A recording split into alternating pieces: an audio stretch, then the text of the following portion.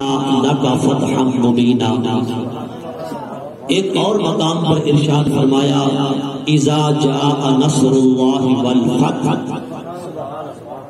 دونوں آیات مبارکہ میں اللہ رب العزت نے ایک عظیم الشان فقید المثال فتح کا ذکر فرمایا۔ قرآن مجید کی ان دونوں آیات کے اندر کس عظیم فتح کا ذکر ہے؟ اکثر مفسرین کرام اس پر متفق ہیں کہ اللہ رب العزت نے فتح مبین جس فتح کو فرمایا اور سورہ نصر کے اندر اللہ کی مدد و نصرت اترنے پر فتح کی جو نوید اور خوشخبری ارشاد فرمائی، اس فتح سے مراد فتح مکہ ہے، یعنی آقا کریم صلی اللہ علیہ وسلم جب مکہ شریف میں تشریف فرما تھے، صحابہ کرام علیہم رضوان جوق در جوق مسلمان دین میں داخل ہو رہے تھے، شرف صحابیت سے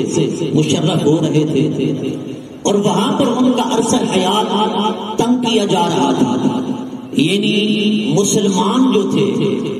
وہ دین اسلام کے حوالہ سے عمل کرنے کے صورت میں بہت تنگی میں تھے، بڑی تکلیف میں تھے، بڑی اذیت میں تھے، حتیٰ کہ ان کو جلتی آگ کے انگاروں پر لٹایا جاتا، بھٹیوں میں جا ڈال دیا جاتا، ان کے جسم پر بھاری بھرکم پتھر رکھ دیے جاتے۔ خود آقا کریم صلی اللہ علیہ وسلم صحن کعبہ میں نماز کے لیے تشریف لے جاتے تو آپ پر اوجھڑیاں ڈال دی جاتی، جہاں نبی اسلام کی عزت و حرمت آپ کی ذات محفوظ نہ تھی، آپ کو بھی طرح طرح کی اذیتوں اور تکلیفوں کا سامنا کرنا پڑ رہا تھا، وہاں آپ کے غلاموں کا کیا حال ہوگا اور ان پر کس طرح کے مظالم اور کس طرح کے ستم روا نہ رکھے جا رہے ہوں گے، کون سا وہ ظلم ہوگا، کون سی وہ اذیت ہوگی، کون سی وہ تکلیف ہوگی جو مسلمانوں کو نہ پہنچی ہوگی مکہ کی دھرتی پر۔ جب عرصہ حیات تنگ کر دیا گیا، اللہ رب العزت نے فرمایا پیارے حبیب بے شک یہ مکہ مکرمہ بڑا عظمت والا شہر ہے، بڑا مقدس شہر ہے، یہ البلد الامین ہے، اے حبیب اس میں میرا گھر بیت اللہ بھی ہے، اس میں مطاف بھی ہے، اس میں صفا مروہ بھی ہے، اس میں آب زمزم کا کنواں بھی ہے،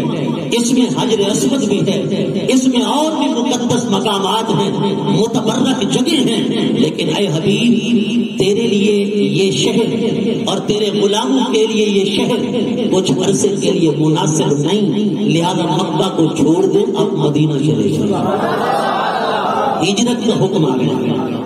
آقا علیہ الصلوۃ والسلام اور صحابہ پر ہجرت کو فرض کر دیا گیا۔ اس ہجرت کرنے کے بعد 6 سال کا عرصہ بیت گیا، صحابہ کو وہ وطن کبھی نظر نہ آیا جس وطن میں وہ پیدا ہوئے تھے،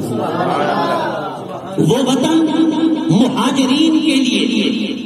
ایک ایسا وطن بن گیا جس کے لیے ان کی آنکھیں ترس گئی، ان کے دل ترس گئے، حتیٰ کہ صحابہ اس وطن کی محبت میں اتنے محب تھے، اتنے مگن تھے کہ جدائی برداشت نہ کر سکے، بخار میں مبتلا ہو گئے، بیمار ہو گئے، اور اس کی جدائی کے اندر وہ کلام پڑھتے، اس کی جدائی کے اندر اشعار کہتے، اس کی جدائی کے اندر وہ تڑپتے تھے، مچلتے تھے۔ 6 سال کا عرصہ گزر گیا کہ کسی آنکھ سے اللہ کے گھر کو تو دیکھ لیتے تھے، اس مطاف کے اندر طواف کے چکر تو لگا لیتے، آب زمزم کا کوئی ایک گھونٹ ہمیں بھی نصیب ہو جاتا، صفا مروہ کا چکر ہم بھی لگا لیتے، اس اللہ کے گھر کے غلاف کو ہم بھی چوم لیتے، اور اس حجر اسود کا بوسہ ہم بھی لے لیتے۔ صحابہ ترستے تھے، مچلتے تھے، تڑپتے تھے دیدار کعبہ کے لیے۔ 6 سال کا عرصہ گزرنے کے بعد حضور نے ایک صبح صحابہ کو نوید سنائی، خوشخبری سنائی۔ حضور نے فرمایا میرے غلاموں رات میں نے خواب دیکھا ہے کہ اللہ کا گھر ہے، خانہ کعبہ ہے، میں بھی اور تم سب احرام کی حالت میں اس اللہ کے گھر کا طواف کر رہے ہیں۔ ہم عمرے کی سعادت حاصل کر رہے ہیں، کسی نے سر اٹھا رکھا ہے، کسی نے سر کا کف کرا رکھا ہے، اے میرے غلاموں یہ میں نے خواب دیکھا ہے۔ صحابہ نے عرض کیا یا رسول اللہ اس خواب کی تعبیر بھی ہونی چاہیے۔ سرکار نے فرمایا چلو کرو تیاری کرو چلتے۔ صحابہ کھل اٹھے، چہرے مسرت و شادمانی سے کشادہ ہو گئے، صحابہ تیاریوں میں لگ گئے۔ حدیبیہ کے مقام پر جب پہنچے نا تو آقا علیہ الصلوۃ والسلام کو روک دیا، صحابہ کو روک دیا۔